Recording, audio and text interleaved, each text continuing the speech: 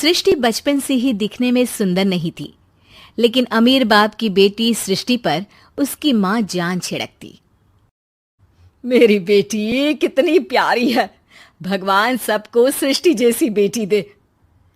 सृष्टि धीरे धीरे बड़ी होती है। एक दिन सृष्टि की सहेली कहती है, तू दिखने में कितनी अजीब सी है, लेकिन मैं जानती हूँ हम सब में सबसे अच्छी शादी तो तेरी ही होगी। तेरे पापा अमीर जो हैं।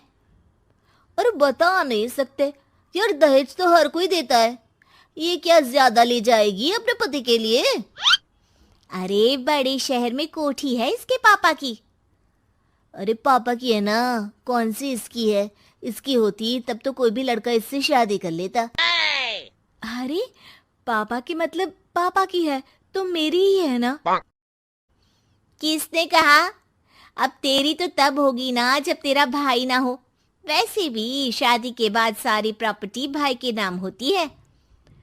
सृष्टि समझ जाती है कि उसे किसी भी हालत में माँ बाप की सारी प्रॉपर्टी को अपने नाम करना है, लेकिन कैसे?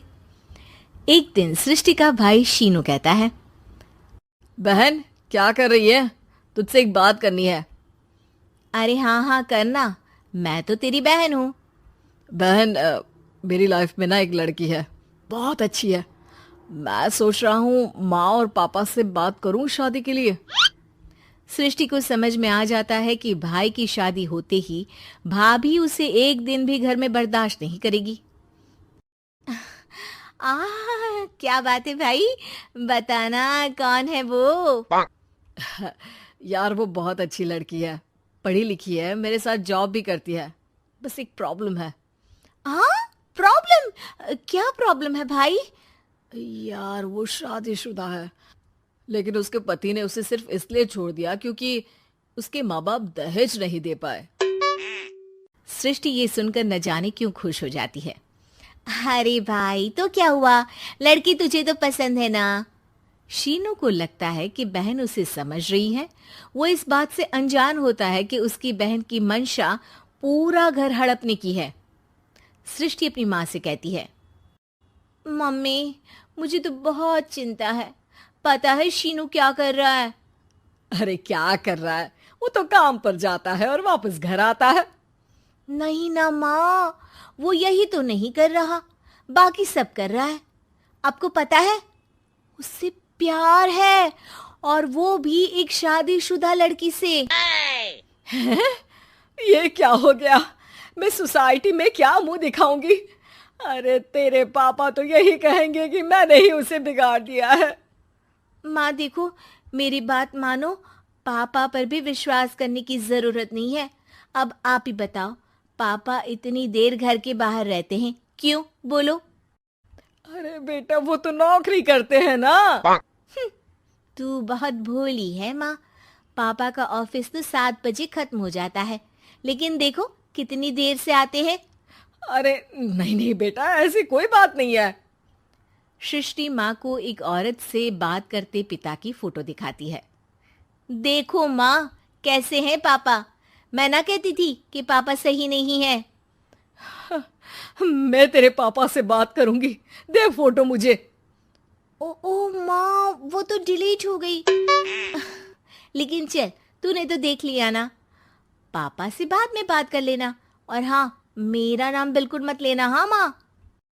अब क्या था, सृष्टि के माँ और पिता के बीच झगड़ा होना शुरू हो जाता है। सृष्टि के मन में क्या चल रहा था कोई नहीं जानता था। एक दिन, माँ सृष्टि के लिए एक लड़का देखा है, वो लोग शाम को उसे देखने आने वाले हैं। और हाँ माँ, एक खुशखबरी, मैं और पापा मिलकर एक नया बिजनेस ट्राई कर रहे हैं। शाम को लड़का आता है, सांवले रंग का। सृष्टि को तो बिल्कुल भी पसंद नहीं आता। लड़की की माँ कहती है, लड़की का चेहरा तो कोई खास नहीं, लेकिन अगर मेरे बेटे को आप लोग सेटल कर दें तो मैं उसकी शादी आपकी बेटी से करवा दूं। सृष्टि को लड़का बिल्कुल पसंद नहीं था। उसे भाई पर गुस्सा आ जाता है। लड़के वालों के जाने के बाद कहती है, माँ देखा शीनू मेरे लिए कैसा लड़का लेकर आया, न दिखाने लायक न सुनने लायक, सेटल भी नहीं, वो भी हम करे। अरे माँ, मैं जानती हूँ ये मेरी शादी किसी भी घर में क्यों करवाना चाहता है। अरे कैसी बात कर रही है बहन? तूने तो देखा ना, लड़के को मैंने ही मना कर दिया तुझसे शादी के लिए। जिसने लड़का बताया था उसने उसकी बहुत तारीफ की थी। बात आई गई हो जाती है, लेकिन सृष्टि का मन शांत नहीं होता। क्या करूं, कुछ समझ में नहीं आ रहा। मेरी शादी हो गई तो ये लोग पूरी प्रॉपर्टी शीनू के नाम कर देंगे, मेरे हाथ तो कुछ लगेगा ही नहीं। तभी सृष्टि को आइडिया आता है। वो किसी वकील को फोन करती है। जी देखिए, अगर आपके मम्मी पापा का तलाक हो जाता है तो आपके पिता की आधी प्रॉपर्टी आपकी माँ के नाम हो जाएगी, फिर उसे वो किसी को भी दे सकती है। सृष्टि अब माँ को बेटे के खिलाफ भरती है। माँ, शीनू पर नजर रखा करो, वो जिस लड़की के प्यार में है ना वो शादीशुदा है। यहाँ आएगी, सारा पैसा रुपया जमीन जायदाद सब हड़प लेगी। पापा का भी हाल तुमसे छुपा नहीं है। ऐसा ना हो कि मैं और आप एक दिन सड़क पर भीख मांगे। हे भगवान, मैं तो जीते जी मर जाऊंगी अगर ऐसा हो गया तो। ऐसा हो गया नहीं माँ, ऐसा ही होगा। अभी समय है, आगे का सोच लो। मैं तो कहती हूँ पापा से आधी प्रॉपर्टी लेकर अलग हो जाओ। पापा की आधी प्रॉपर्टी भी हम लोगों को अगर मिल जाती है ना तो अगले 7 जन्म सफल समझो। बेचारी माँ बेटी के कहने पर पति से तलाक लेकर अलग हो जाती है। सृष्टि अब पैसों से गाड़ी और अपने दूसरे महंगे शौक पूरे करने लगी। उसके दोस्त भी उसके पैसे इस्तेमाल करते। सृष्टि, कल तुम कहाँ थी? मैं सारा दिन घर पर अकेली थी। तो मैं क्या करूं?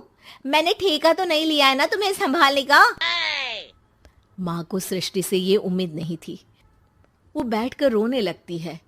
वहीं उसका पति यानी कि सृष्टि के पिता आ जाते हैं। मैं जानता था कि तुम्हारा यही हाल होगा, तो आपने मुझे रोका क्यों नहीं? मैं रोकता तो तुम रुकती क्या? सृष्टि के कहने पर तुमने मुझ पर अपने बेटे पर शक किया, लेकिन तुम ये भूल गई कि कैसे हम दोनों ने मिलकर जीवन में इतना सब खड़ा किया। माँ पति के गले लग जाती है। मुझे माफ कर दीजिए, मैंने आपकी कमाई का एक बड़ा हिस्सा गवा दिया।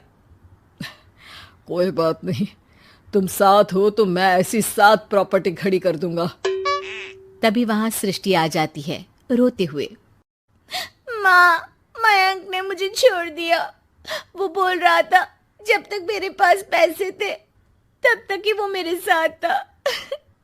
पापा, माँ, मुझे माफ कर दीजिए।